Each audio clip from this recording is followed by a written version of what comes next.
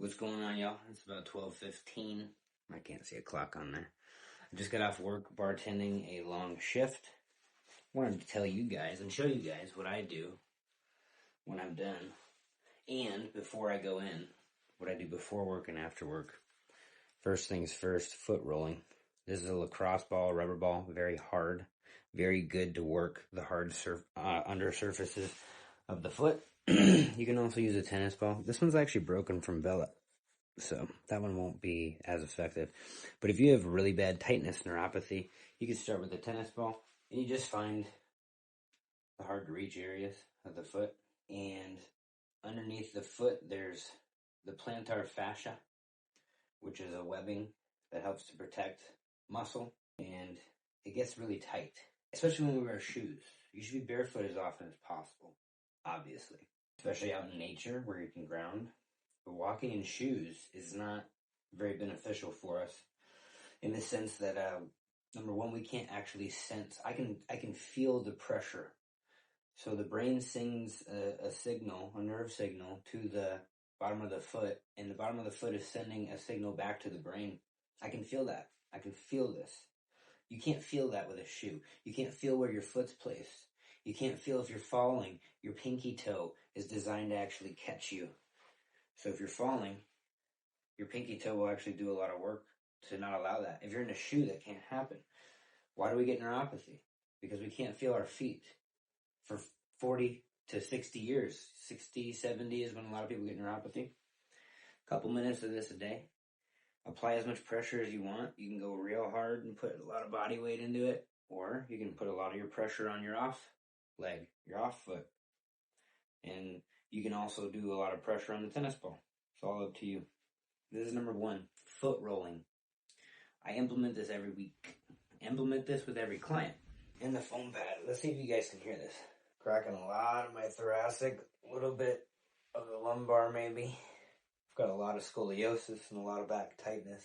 And truthfully, you can do as much as you want at night. I like to roll out more prior to workouts and to start my day. But I have such bad back problems. If you heard those cracks, that helps me sleep so much better. Just that. Invest in a foam roller. We have fascia, muscle tightness everywhere. You could use a foam roller all the time. I'm trying to be a little bit quiet since it's like 12:15 in the morning. Last but not least, so foot rolling, foam rolling, cracking the back, that helps me sleep better. And just to really induce more calm before I go to bed. You know, one of our biggest problems with not being able to sleep is we don't actually try to put ourselves in a sleep-like state. So, number three, the 90-90. Your hip's going to make a now, your hip's going to make a now, and we're going to just do some work in that position. Turning and breathe in that position. I like to turn and hold for 3 to 5 seconds for my first round. Take a deep breath. 4 seconds in, 8 seconds out. And you repeat this as many times as you want. Normally, after about 3 to 5 rounds, I'll get a couple of hip pops. And once my hips have popped, I know that my muscles are going to be relaxed enough for me to go to bed. Number two, why we can't sleep is because our muscles are not in a sleep-like state, as well as our central nervous system, as well as our brain from scrolling.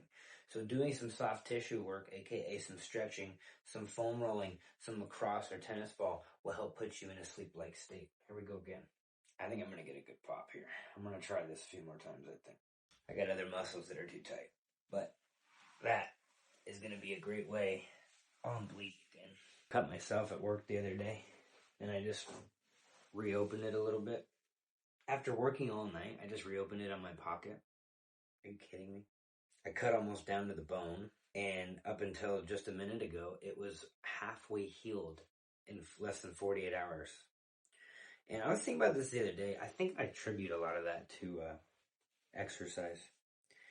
The body, the hormones, the physiology, the lymphatic system, your psychology, your biochemistry, everything, neuromuscular, neuroconnectivity, everything in your body works more fluidly when you exercise. When you put yourself through stress, your body adapts to that, yes, but it also balances itself out because the human needs stress. You know, that's my journey on becoming human. That's your journey. on becoming human. The body needs stress. We just have to have stress. That's the concrete jungle myth, is that we need balance, comfort, rest. No, the body needs a lot of work. We're going to do the other side. I'll let this thing keep bleeding. 90-90, each hip.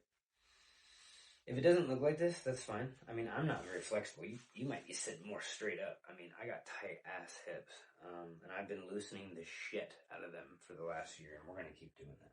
Big breath. Oop, there's a pop. One thing I try to teach all my clients, get comfortable breathing in uncomfortable positions, because if you can get good in those positions at breathing, any better than you are right now, subconsciously, you will just breathe better in easier positions like sitting, standing, walking, and you'll breathe through your nose because your subconscious will actually start to develop the understanding on how to breathe correctly again. We've lost our way on how to breathe correctly. Yeah. And that's it. I'm a little tight in the hip flexors. A lot of us are tight in the hip flexors, the quads.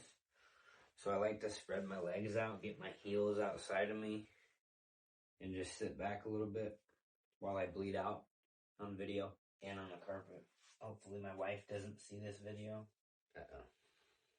I'm gonna have to do something about that. But that's it. Those are the three things. They're not going to change your life, but they are going to change your day-to-day a little bit. Just those three things, regardless of bartending or serving or working late at night, doing this in the morning, doing this before or after you work out, doing this once a week, doing this when you think of it, doing it whenever, doing it once is going to make you feel so much better than you feel. And that's how we become human at 12:15 in the morning. Because even though it's 12:15, I want to sleep well. If I sleep well, I'll set myself up for tomorrow, right? Let's keep doing that. I'll catch you next time.